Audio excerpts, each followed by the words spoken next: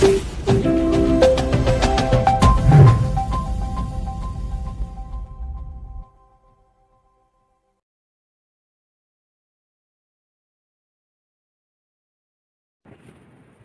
tahu tak apa itu transplantasi organ?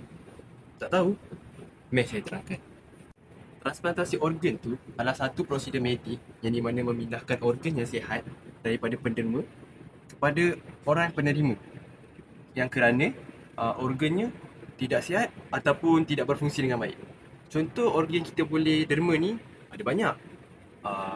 Contohnya jantung, paru-paru, pankreas dan banyak lagi lah. Tapi persoalan dia, apa hukum transplantasi organ dalam Islam? Boleh ke tak boleh sebenarnya? Itu yang kita nak bincangkan pada video kali ini. Assalamualaikum warahmatullahi taala wabarakatuh. Nama saya Muhammad Afnan Fikri. Sebelum kita memahami hukum transplantasi organ dalam Islam, kita perlulah tahu konsepnya terlebih dahulu. Dalam Islam, tubuh badan manusia bukanlah milik mutlak individu. Sebaliknya, ia merupakan amanah daripada Allah SWT yang wajib dipelihara dan dihormati. Oleh sebab itu, sebarang tindakan terhadap tubuh badan perlu berlandaskan syariat Islam. Walau bagaimanapun, Islam juga sangat menekankan kepentingan menjaga dan menyelamatkan nyawa manusia. Hal ini jelas berdasarkan firman Allah SWT dalam surah Al-Ma'idah ayat 32 yang bermaksud, dan sesiapa yang menyelamatkan satu nyawa, maka seolah-olah dia telah menyelamatkan seluruh manusia. Ayat ini menunjukkan bahawa usaha menyelamatkan nyawa adalah satu perbuatan yang sangat mulia dan dituntut dalam Islam. Assalamualaikum warahmatullahi wabarakatuh dan salam sejahtera kepada semua. Hari ini saya akan menyentuh satu topik yang sangat dekat dengan nilai kemanusiaan dan perubatan moden, iaitu hukum pemindahan atau transplantasi organ dalam Islam. Seringkali timbul persoalan, adakah kita dibenarkan untuk mengusik tubuh badan manusia demi kelangsungan hidup orang lain? Asas yang pertama yang perlu kita fahami adalah sebuah nyawa di sisi Allah SWT. Dalam surah Al-Ma'idah ayat 32, Allah berfirman, dan sesiapa yang menyelamatkan satu nyawa, maka seseolah dia telah menyelamatkan seluruh manusia. Ayat ini bukan sekadar susunan kata-kata, tetapi ia merupakan tonggak utama dalam etika perubatan Islam. Ia memberi syarat yang jelas bahawa usaha menyelamatkan nyawa adalah satu ibadah yang sangat besar impaknya. Apabila seseorang penderma memberikan organ kepada pesakit yang kritikal, tindakan itu tidak dilihat sebagai pemandulan organ badan, tetapi sebagai satu bentuk pengorbanan tertinggi demi kelangsungan hidup sejagat. Namun, kita juga tahu bahawa pada asalnya Islam sangat menghormati kehormatan tubuh manusia, sama ada yang masih hidup ataupun yang telah meninggal dunia.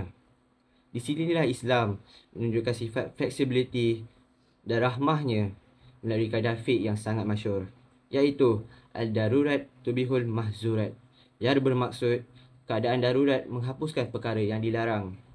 Dalam konteks perubatan hari ini, terdapat situasi di mana seorang pesakit mengalami kegagalan organ yang kritikal, seperti kegagalan buah pinggang ataupun hati, di mana tiada lagi alternatif lain atau ubat-ubatan yang mampu menyembuhkannya.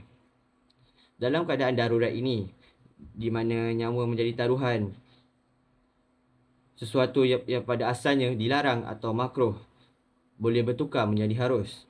Maka transplantasi organ bukan lagi dilihat sebagai percubaan fizikal. Sebaliknya, ia menjadi menolak kemudaratan yang lebih besar, iaitu kematian. Kesimpulannya, berdasarkan kedua-dua dalil ini, iaitu kewajipan menyelamatkan nyawa dan kelonggaran dalam keadaan darurat, majoriti ulama kontemporari dan institusi fatwa, termasuk di Malaysia, bersepakat bahawa pemindahan organ adalah harus dan dibenarkan. Walau bagaimanapun, keharusan ini bukanlah mutlak tanpa kawalan. Ia tertakluk pada syarat-syarat yang ketat. Yang pertama, ia mestilah menjadi jalan terakhir, iaitu tiada alternatif lain. Yang kedua, tidak mendatangkan kemudaratan yang lebih besar kepada penderma. Yang ketiga, mendapat keizinan kepada penderma atau pewaris. Yang keempat, tiada usul perdagangan atau jual beli organ. Akhir kata, marilah kita melihat isu transplantasi organ ini dari sudut kasih sayang dan tanggungjawab sosial. Dengan memahami dalil-dalil ini, kita tidak lagi ragu-ragu bahawa Islam adalah agama yang menyokong kemajuan sains demi kesejahteraan insan. Sekian, terima kasih. Terima kasih sahabat Sakib atas penerangan sebentar tadi. Seterusnya, kita akan melihat kepada pandangan ulama dan institusi fatwa berkenaan hukum transplantasi organ. Majoriti ulama kontemporari berpendapat bahawa pendermaan dan pemindahan organ adalah harus dengan syarat-syarat tertentu.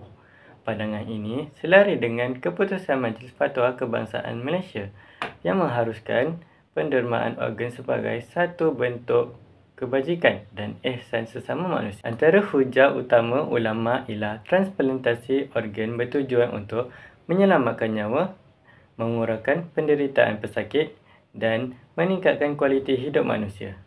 Semua tujuan ini selaras dengan maqasid syariah iaitu hifzul an-nas, iaitu menjaga nyawa. Walau bagaimanapun, Islam telah mengharamkan jual beli organ manusia kerana perbuatan tersebut boleh membawa kepada eksploitasi, penindasan golongan miskin serta mencemarkan maruah insan. Tubuh badan manusia tidak boleh dijadikan bahan dagangan untuk keuntungan.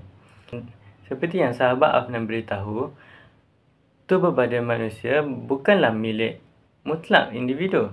Sebaliknya, ia merupakan amanah daripada Allah Subhanahu Wa Taala yang wajib dipelihara dan dihormati. Selain itu, ulama juga menegaskan bahawa pendermaan organ mestilah dilakukan dengan pertama, dengan kerelaan tanpa paksaan, kedua, dengan niat yang ikhlas, ketiga, tanpa mendatangkan mudarat yang besar kepada penderma.